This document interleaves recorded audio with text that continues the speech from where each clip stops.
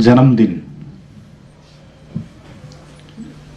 ज्यादातर सबको याद रहता है और मृत्यु भी याद रहती है।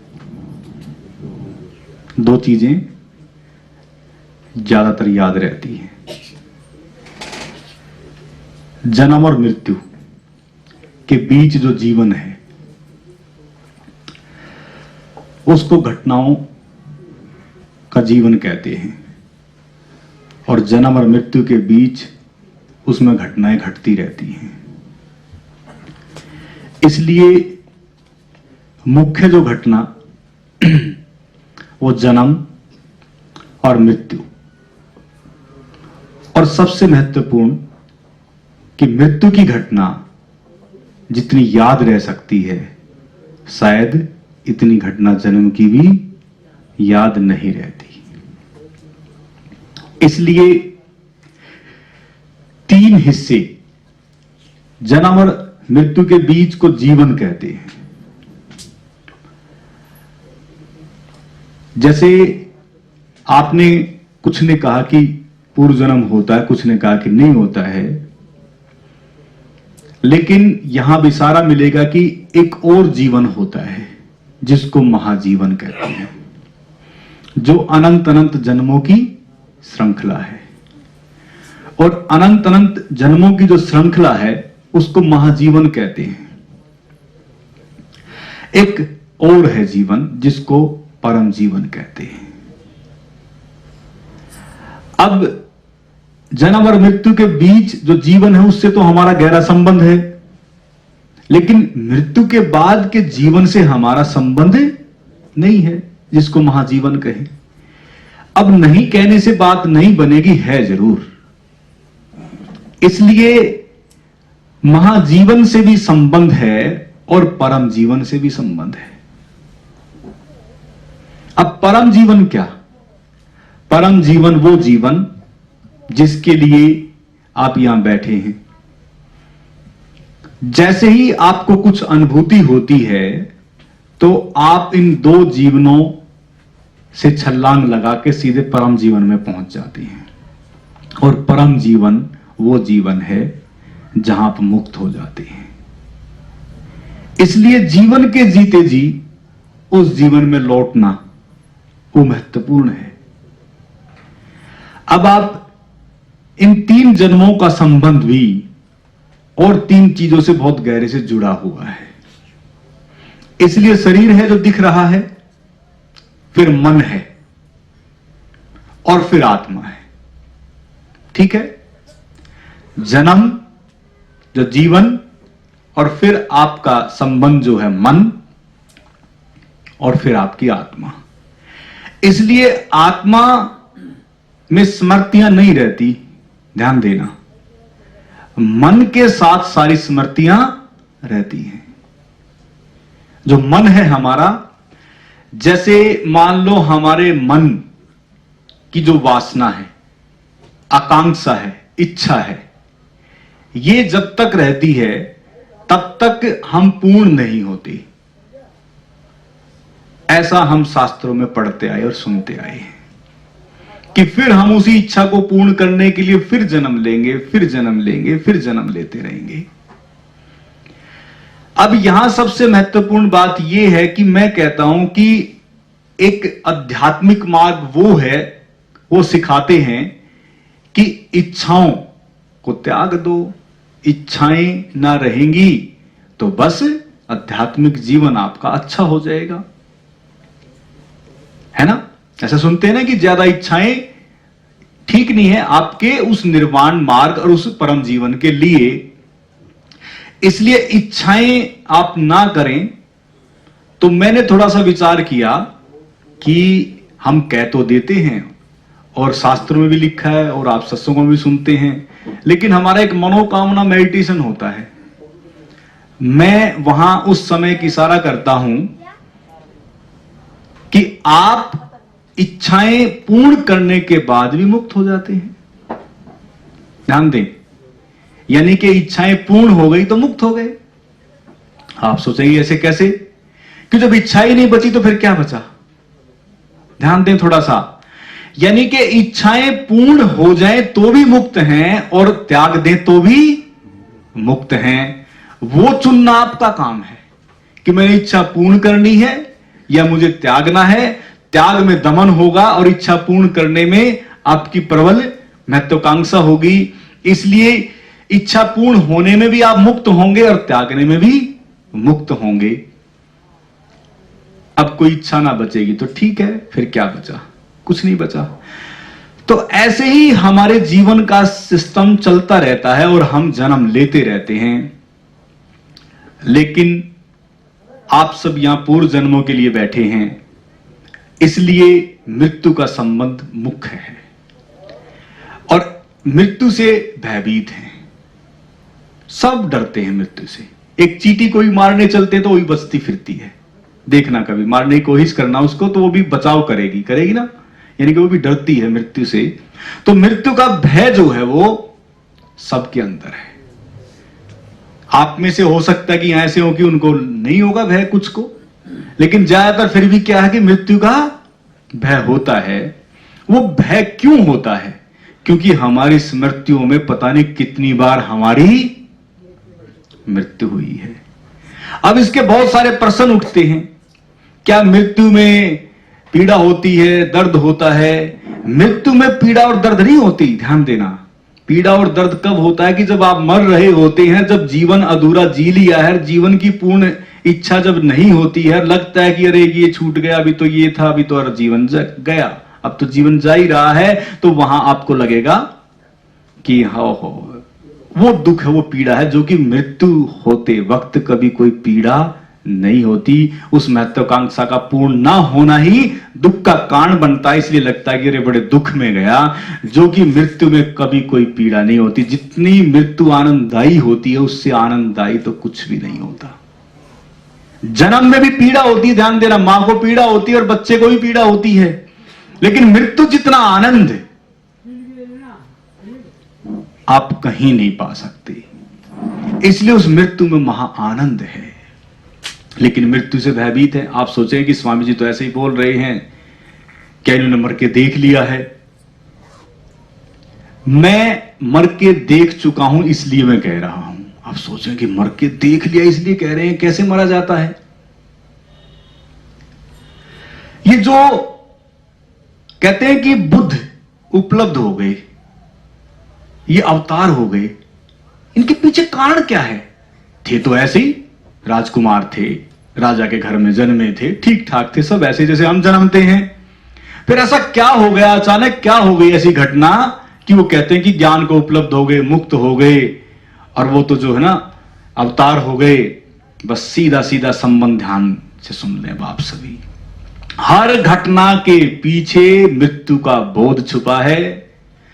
जीवन के जीते जी जो मृत्यु को जान लेता है, जीवन के जीते जी जो मृत्यु का बोध कर लेता है, जीवन के जीते जी जो मरने की कला सीख जाता है, वही मुक्त हो जाता है।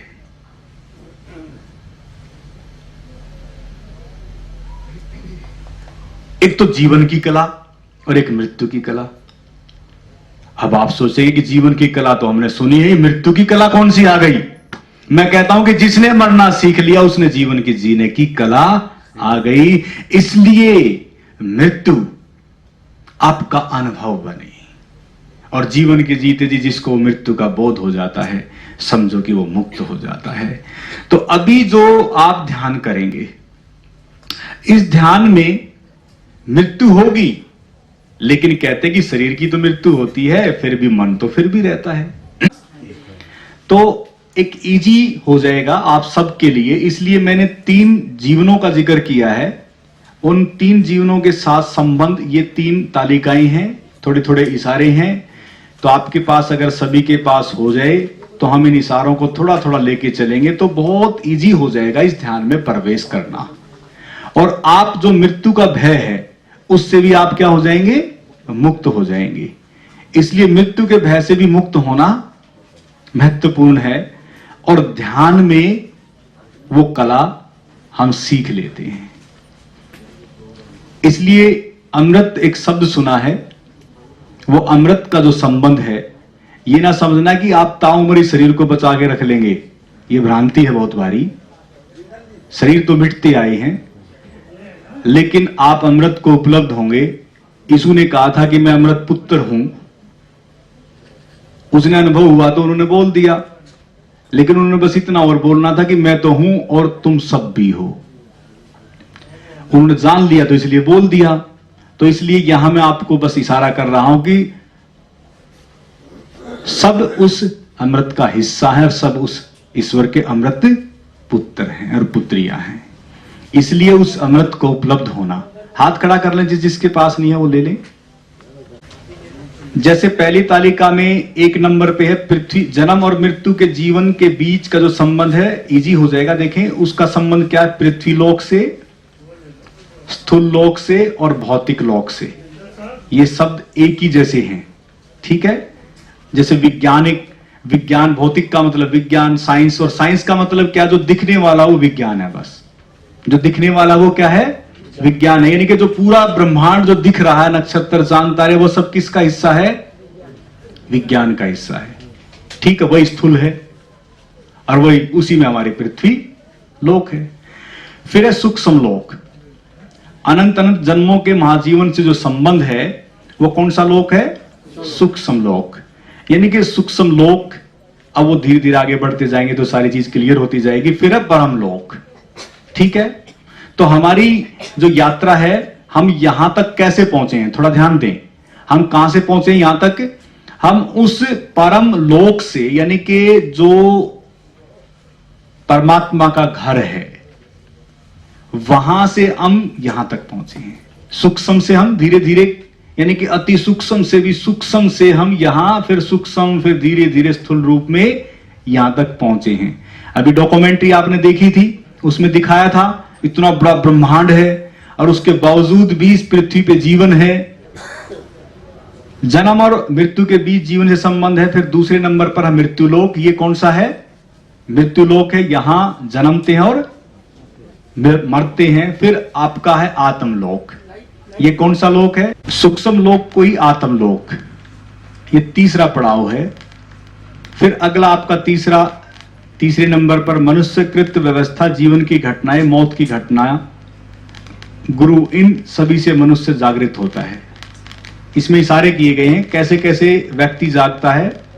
मनुष्यकृत व्यवस्था, जीवन की घटनाएं आदमी को जगाती है, मौत की घटना आदमी को जगाती है। जैसे कई बार जब आप बाल बाल बचते हैं कि मैं तो बच ही गया, तो हो सकता है कि वहां कुछ प्रज्ञा चक्षु खुल जाए, कोई तो उसी घटना से जाग जाता है। बहुत से सोचते हैं कि चलो बच गया, कोई नहीं। फिर परमात्मा याद दिलाता कि बच्चे मुझे फिर याद कर ले। फिर हो सकता कि दूसरी बार फिर घटना घटे, फिर बाल बाल बचे। और फिर भी कई तो ऐसे होते हैं कि बोले कि अरे छोड़ना, ये तो होता ही रहता है। फिर बोला कि कोई नहीं, लेकिन कुछ जाग जाते हैं। मृत्यु की घटना, एक्सीडेंट के दौरान भी लोग जाग जाते हैं। फिर गुरु, इन से सभी से मनुष्य जागृत होता है। तो फिर गुरु जगाता है कुछ को, है ना। तो गुरु की चोट भी जगा देती है। असली घर, अब देखो वहां सूक्ष्म लोक में क्या है, असली घर, यानी कि वो हमारा असली घर है। सलाहकार वहां मिलेंगे, गाइडेंस, आप बोले गाइडेंस वहां भी मिलती है, यहां भी मिलती है। यहां भी बहुत गाइड करते हैं हमें, बड़े बुजुर्ग मिलेंगे, एल्डर्स, और विकसित आत्माओं से संबंध। अब ये इस शरीर के छूटने के बाद की प्रक्रिया और प्रोसेस चल रहा है। और ये पहला कौन सा है, जन्म और मृत्यु के बीच जो अभी हम हैं। और फिर जो तीसरा पड़ाव जहां परम जीवन है, प्रभु की सेवा, गुरुओं के गुरु, अति उत्तम आत्माएं, करुणावश आने का संबंध। ठीक है, धीरे धीरे समझ आता जाएगा। ये आप जब 2 दिन के कभी कार्यक्रम में आएंगे तो वो डिटेल सारी आपको समझ आएगी। भूलोक, यानी कि ये भूलोक है और यही नरक समझ लें। नरक ये ना समझे कि कहीं इस मृत्यु के उपरांत स्वर्ग और नरक कहीं जाके मिलेगा आपको। यानी कि अगर नरक भी समझ ले तो इसी को समझ लें, और स्वर्ग भी समझ ले तो इसी को समझ लें। इसलिए इसमें लिख दिया नरक, दुख व सुख।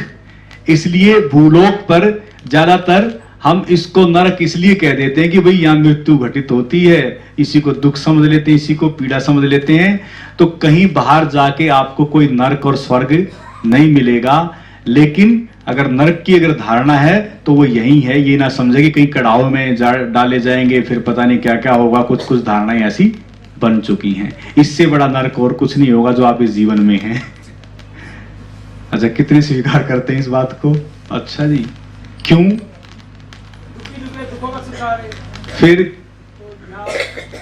जिसको ऐसा लगता है तो इस जीवन में भी आनंद पूर्ण रह सकता है। इसलिए आपको उस आनंद तक इस जीवन में पहुंचना, ध्यान देना, इस जीवन में ही आपको आनंदित होना है। ये गांठ बांध लो, ठीक है। फिर है स्वर्ग। सूक्ष्म लोक क्या है? केवल स्वर्ग, वहां कोई नरक नहीं है। आप सोचेंगे स्वर्ग कैसा? क्योंकि वहां शरीर की पीड़ा तो है ही नहीं, क्योंकि शरीर तो गया और शरीर की सबसे ज्यादा पीड़ा है। अस्वस्थ जितने शरीर में जितने रोग होते हैं, दिक्कत जितनी तकलीफ हमें झेलनी पड़ती है, उससे बड़ा कोई नरक है? फिर मन के दुख है ना, मन में ऐसी ऐसी चोटें लगती हैं, फिर वो दुख। तो वहां क्या है कि बोला कि स्वर्ग है। मन भी आपका ऐसा रहेगा वहां जो प्रेमल, यानी कि जो बहुत ही शुभ हैं, उन्हीं के बीच आप वहां रहते हैं। बैकुंठ धाम जिसको बोलते हैं, परम धाम, जो भी बहुत सारे धाम हैं, विष्णु लोक, ये सब ऐसे ही नाम दुनिया भर के हैं, लेकिन संबंध एक ही है, अनुभव से संबंध है उसका। सद्भावनाएं दुर्भावनाएं वो यही होती हैं। वहां केवल सद्भावनाएं होती हैं और वहां केवल भावना होती है। मनुष्य लोक, देवलोक और परलोक। मनुष्य लोक है ये, फिर वो देवलोक और परलोक है, और फिर भागवत लोक। भागवत आपने कथा सुनी होगी, कहते हैं ना कि कृष्ण का भी एक लोक है जहां केवल आनंद ही आनंद है। लेकिन वो कृष्ण का लोक जो आनंद ही आनंद है, तो वो यहां आपको पहले उसको प्राप्त करना होगा, तब आप उस लोक में प्रवेश करेंगे। जीवन के जीते जी सब है, उसके बाद फिर ये चीजें अपने आप से घटित होती हैं। इसलिए इस दूसरे पड़ाव तक जब तक हम हैं तो तब तक हमारा आना जाना लगा रहेगा, और जब हम यहां पहुंच जाएंगे तो फिर कोई आना जाना नहीं है। फिर आपका परतंत्र, स्वतंत्रता कार्य करने में। परतंत्र आप आए हैं, जैसे आप जन्म हुआ है तो नहीं पता, आए बस ठीक है, आ गए, फ्री में आ गए, पता ही नहीं क्यों आ गए, इसलिए हम आ गए बस। अब स्वतंत्र कार्य करने में स्वतंत्र हैं आप, जो भी कुछ करें उसमें स्वतंत्र हैं। तंत्रता यानी कि अब यहां जो दूसरे जो पड़ाव है आपका, यहां एक जैसी सबकी गति होती है, ध्यान देना। जैसे कई बार होता है ना कि पुण्य आत्मा, या कहते हैं कि इसने ऐसे पाप कर्म किए, इसने ऐसा किया, इसके साथ ऐसा होगा, इसके साथ ऐसा होगा, इसके साथ ऐसा होगा। यहां भेद नहीं है, यहां सबके साथ मृत्यु के बाद एक ही जैसा होता है, लेकिन उसमें फर्क है। और वो फर्क क्या है कि जो जागा हुआ जाता है उसके साथ कुछ और घटना घटती है, और जो मूर्छा में जाता है उसके साथ कुछ और घटना घटती है। इसलिए मूर्छा में जो जाते हैं उनके साथ एक जैसी घटना घटती है, और जो जागे हुए जाते हैं उनके साथ दूसरी घटना घटती है। इसलिए उनके साथ जो दूसरी घटना घटती है वो कौन सी घटती है? परम स्वतंत्रता, मोक्ष और मुक्ति की। ठीक है, तो ये जो परम स्वतंत्रता है और जो मोक्ष और जो मुक्ति है, इसका भी जीवन के जीते जी संबंध है। फिर आपका काम वासना, घृणा, क्रोध, प्रेम, ये सब कहां है? यहीं पे है। कभी प्रेम का पलड़ा हावी हो जाता है, कभी क्रोध का, कभी घृणा का, कभी किसी चीज का, यहां चलता रहता है। कभी कभी शांति बड़ी अच्छी फील होगी, फिर थोड़ी देर के बाद पता नहीं क्या हो गया, मूड, कहते हैं ना कि मूड चेंज हो गया, तो वो सब यहां घटता रहता है। लेकिन सूक्ष्म लोक में भी क्या है? मैत्री और भाईचारा है। लेकिन वहां पे क्या है? करुणा। करुणा भी प्रेम का ही एक रूप है। सुख दुख उत्तेजना यहां है, और वहां शक्ति और निरुत्तेजना, वहां केवल एक शक्ति का रूप है और एक हिस्सा है आनंद का। अब जो ये आनंद जो शब्द आया है, ये अनुभव का विषय है। ये सब क्या है? अनुभव के विषय हैं। इसलिए शब्दों तक ना रहे, लेकिन ये इशारे कर रहे हैं कि तीन पड़ाव हैं, तीन हिस्से हैं, और उन तीनों हिस्सों में हमारा संबंध इससे भी है। देखो, परम जीवन से भी हमारा संबंध है, ध्यान देना, और हमारा महाजीवन से भी संबंध है, और हमारा जन्म और मृत्यु के बीच से भी संबंध है। इन तीनों जीवनों से आपका संबंध है। लेकिन हम आए जहां से, हमें लौटना वही है। यानी कि सागर से बूंद बिछड़ गई तो बूंद कहां जाएगी, कहां लौटेगी, सागर में। और सागर में जब बूंद लौटेगी तो फिर सागर, क्या बूंद मिलेगी, कुछ मिलेगा। इसलिए हमारी यात्रा सूक्ष्म से स्थूल की यात्रा तो अपने आप से हुई है, लेकिन स्थूल से सूक्ष्म की यात्रा हमारे अपने स्वयं के कर्मों और अपनी यात्रा के आधार पे होती है। इसलिए हमारी यात्रा स्थूल से सूक्ष्म की ओर बढ़ रही है। त्रेतलोक, 3 लोक, धर्मलोक, निर्वाण लोक। ठीक है, अब क्लियर होता जाएगा। यहां तन, मन, भाव, विचार और चेतन, यहां देखो 5 चीजें हैं। यहां पे क्या है, आपकी चेतना भी है, आपके विचार भी हैं, भाव भी हैं, मन भी है और तन भी है। सब अभी इस समय मौजूद है। अभी क्या है, इस समय मौजूद है, सब बिल्कुल यही मौजूद है, आपके साथ है सब कुछ। इसलिए कहते हैं कि आत्मा कहां, बोले कि अंदर। बोले कि मन कहां, बोले कि अंदर। बोले दुख कहां, बोले कि अंदर। सुख कहां, बोले कि अंदर। बोले क्रोध कहां, बोले कि अंदर। बोले प्रेम कहां, बोले कि अंदर। ईर्ष्या द्वेष कहां, बोले कि अंदर। बोले शांति कहां, बोले अंदर। आनंद कहां, बोले कि अंदर। अहंकार कहां, परमात्मा कहां, परमात्मा कहां, पिंड में ब्रह्मांड समाया है। ठीक है, यानी कि वो सब कहां है, हमारे भीतर। लेकिन सबसे महत्वपूर्ण बात, रहना कहां पसंद करेंगे, सब कहेंगे कि मैं तो आत्मा के करीब रहूंगा, मैं तो आनंद में रहूंगा, मैं तो प्रेम में रहूंगा, मैं तो शांति में रहूंगा।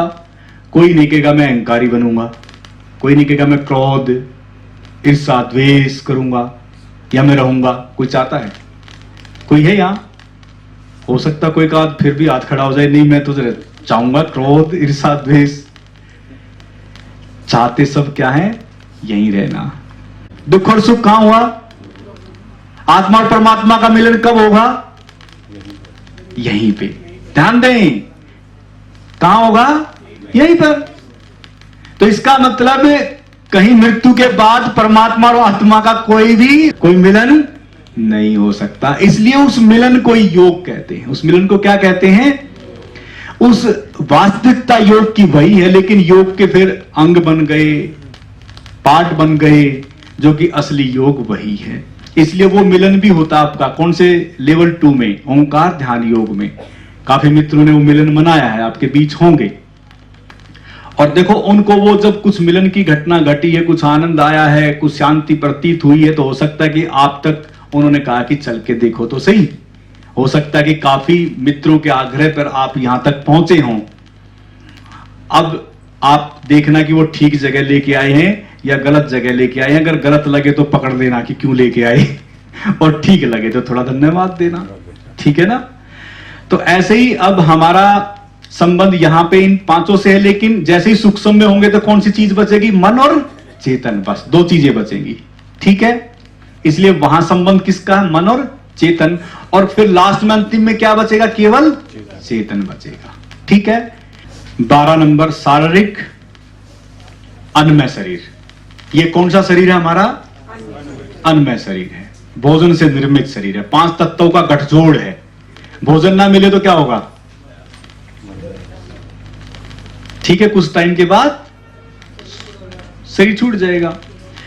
विधेयी जगत, ये है शरीर के बगैर का जगत, सूक्ष्म जगत, वो आपका हिस्सा। और फिर है अमनी जगत। अब यहां मन भी खत्म हो गया। मन कहां तक है, दूसरे हिस्से तक।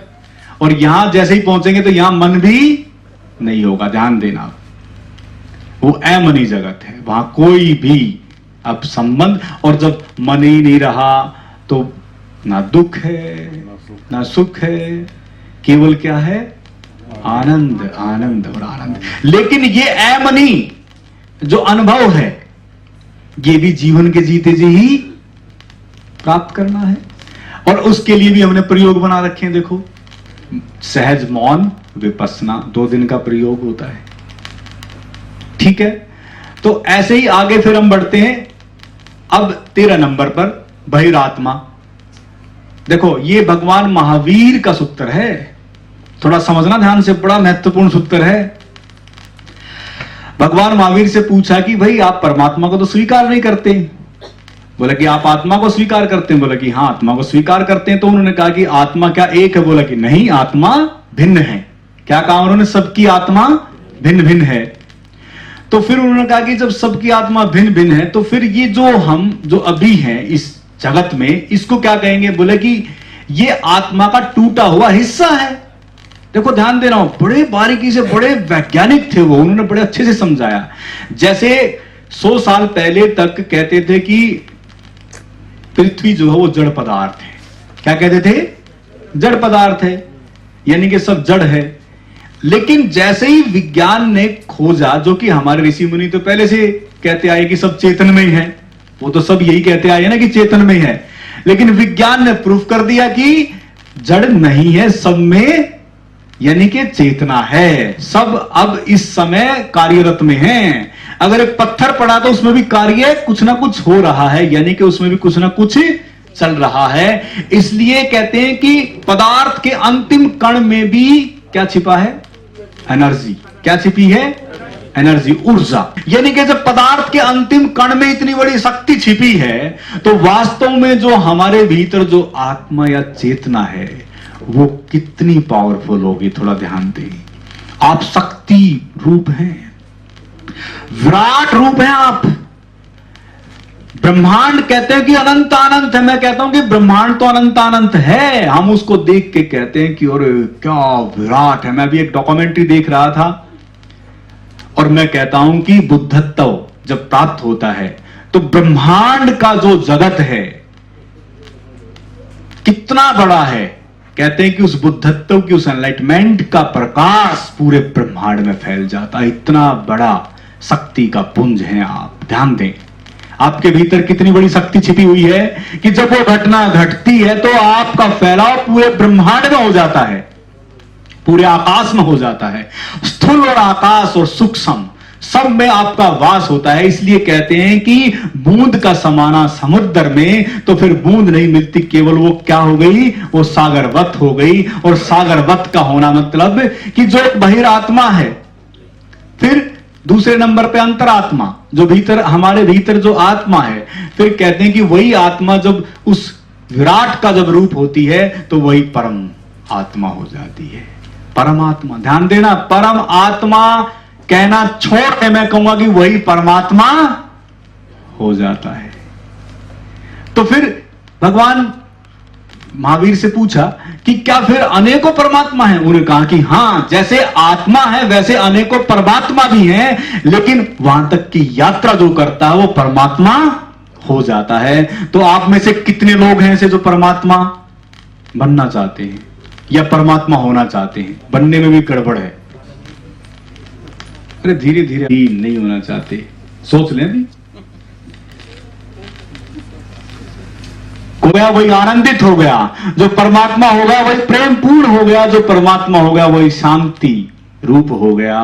इसलिए परमात्मा जो हो जाता है, ध्यान देना, अभी आप इसको समझे नहीं, हमें इतनी इतनी खाइयां हमारे जीवन में पैदा कर दी है कि अहम ब्रह्मास्मि कहने में हमें संकोच होता है कि नहीं, ये तो बड़े बड़े वाक्य श्री कृष्ण भगवान के ही हो सकते हैं कि पाताल में जाओगे तो मैं हूं, आकाश में जाओगे तो मैं हूं, सर्वत्र मैं हूं। ये तो कोई विरले ही बोल सकते हैं। मैं कहता हूं कि उन्होंने जैसे ही जाना, उनके भीतर से उद्घोषणा हुई, और क्या उन्होंने वो अपने तक रखा? ध्यान देना, उन्होंने जगाने की कोशिश की कि जागो, तुझमें मुझमें कोई भेद नहीं है, तुम भी वही हो, मैं भी वही हूं। बस फर्क इतना है कि मैं जाग गया हूं, तुम्हारे जागने में अभी थोड़ी देरी है। जैसे तुम जागोगे तो मुझ में और तुझ में कोई भेद नहीं बचेगा। ये भगवत्ता है। इसलिए जो भेद है, ये भेद मिट जाने चाहिए। मैं कहता हूं कि जो खाई है कि 24 ही तीर्थंकर हो सकते हैं, केवल कुछ ही अवतार हो सकते हैं। क्यों भाई, हमने क्या कर रखा है? थोड़ा सोचें एक बार, हमने क्या कसूर कर दिया? थोड़ा एक बार सोचें, थोड़ा सा भीतर जाएं अपने। क्यों हम नहीं हो सकते? बस फर्क इतना है कि इतनी इतनी धारणाएं ऐसी जकड़ दी हैं, और उन धारणाओं के कारण हम उससे निकल नहीं पाते और हम समझते हैं कि नहीं, ये तो कोई विशेष होते हैं, कुछ विशेष ही आत्माएं होती हैं, कुछ वैसे ही विशेष आते हैं। मैं कहता हूं कि वो विशेष हो सकता है कि आप सब हो जो यहां बैठे हैं वो हैं, और मैं कहता हूं कि विशेष हैं, क्योंकि ऐसी जगह पर कौन कितने लोग आते हैं, 8 अरब जनसंख्या है, कितने लोग आते हैं गिने चुने। और मैं अगर उन 8 अरबों में भी सोचूं कि भाई अरे यहां भी हैं, कहीं और भी हैं, कहीं और भी हैं, मुझे पता है कि जो यहां भी हैं वो कहीं और भी जाते हैं, क्योंकि ये गिने चुने ही लोग होते हैं, ध्यान देना। इसलिए वो कहीं उधर भी जाते हैं, कहीं और भी जाते हैं, कहीं और भी जाते हैं। इसलिए वो इतने इतने इतने इतने प्यासे होते हैं, उनके भीतर इतनी आनंद की धारा फूट पड़ती है कि उनको ऐसे सत्संग और ऐसे प्रयोग ही, और उन्हीं में उनका आनंद छिपा रहता है, और इसलिए वो जगह जगह घूमते हैं। इसलिए कुछ ही परसेंटेज है बस खाली, और वो इधर से उधर घूमते रहते हैं। इसलिए कहते हैं कि उस यात्रा पे विरले ही पहुंच पाते हैं, और वो विरले पहुंचने के पीछे कारण बस इतना है कि होता है कुछ वक्तव्य, लेकिन वो धीरे धीरे धूमिल होता चला जाता है। जैसे अगर मैं कहूं कैसे धूमिल होता है कि 10 व्यक्ति हैं और एक व्यक्ति को मैं कहानी सुनाऊं और मैं कहूं कि ये दूसरे को पास करे, तीसरे को पास करे, चौथे को पास करे और 10वें को तक पास करे, और मैं 10वें से जब वो कहानी पूछूंगा, क्या वो कहानी वही मिलेगी जो मैंने बताई थी? मिलेगी? अरे ये तो 10 ही लोगों की बात है, और जो 10,000 वर्षों से चला आ रहा तो उसका क्या होगा? सोचे थोड़ा। इसलिए मैं कहता हूं कि ये इतना सहज मामला है जो इतना पेचीदगी पूर्ण बना दिया गया है। इसलिए अगर आप यहां तक पहुंचे हैं, देखो भीतर आप समझ रहे हैं कि मैं क्यों इतना जोर से, कितना क्यों जोर दे रहा हूं? आप समझ पाएंगे मेरी भावनाओं को? ऐसे ही चिल्लाते रहते हैं, लेकिन कई बार मुझे अफसोस भी होता है कि चिल्लाना व्यर्थ भी जाता है। लेकिन मुझे आशा और उम्मीद है कि मैं अभी सोनीपत के अंदर था तो सोनीपत में केवल 15-20 लोग, या हो सकता है कि एक बार 30-40 लोग हुए 2 दिन में, लेकिन उनमें से मुझे उम्मीद थी कि आएंगे, और उनमें से भी छटके आ गए। इसका मतलब यह नहीं है कि लोगों के अंदर प्यास है, वो आना चाहते हैं ऐसे जगहों पे, लेकिन वहां फिर मिलता क्या है, बात बस इतनी सी है। इसलिए मैं आपको एक इशारा कर रहा हूं कि सब कुछ आपके भीतर है, कहीं और, या कोई ये कहे कि जादू मंत्र की छड़ियों की लो जी मैंने डाल दिया, नहीं। ये जो जादू की छड़ी या कोई ऐसे जादू मंत्र या कुछ ऐसा कुछ करते हैं, तो यही भ्रांति ज्यादातर स्पिरिचुअल और आध्यात्मिक जगत में हो रही है, जो कि सब कुछ आपके पास है, बस वहां तक ले जाने के कुछ मेथड है, कुछ टेक्निक है।